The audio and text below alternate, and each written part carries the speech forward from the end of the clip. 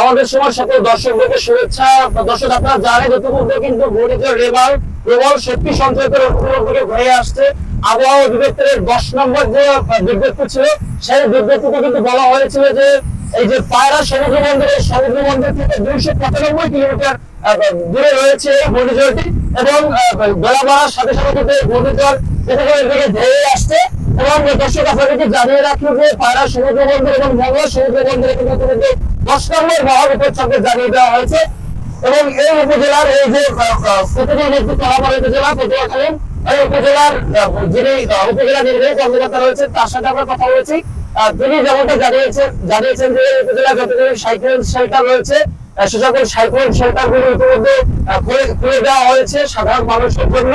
এবং মুজিবপুল্লা রয়েছে উপজেলার ডিস্ট্রিক্ট সে সকল মুজিবপুল্লা গুলো উন্মুক্ত করে দেওয়া হয়েছে সাধারণ মানুষের জন্য। এবং এই যে পর্যটন নগরী কলকাতা এই পর্যটন নগরীতে যে সকল আবাসিক হোটেল রয়েছে সে সকল আবাসিক হোটেলগুলো কিন্তু সাধারণ মানুষের যাতে নিরাপদ আশ্রয় দিতে পারে সেই ব্যবস্থা করা হয়েছে উপজেলা প্রশাসনের মাধ্যমে।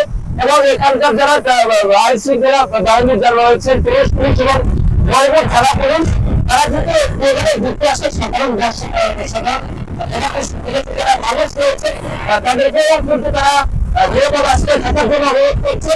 এবং বারবার সিকিউরিটির সদস্যরা রয়েছেন যারা তারা বারবার লাইটের করছে যাতে করে সাধারণ মানুষ তাদের বসত বাড়ি ছেড়ে নিরাপদ আশ্রয় চলে যায়। দর্শক আপনারা কিন্তু দেখছেন যে সমুদ্র কিন্তু উত্তর হয়ে পড়েছে এবং সকাল থেকে কিন্তু উপকূলে বৃষ্টি হচ্ছে এবং তার সাথে কিন্তু বাতাসের বেগটাও বেড়েছে।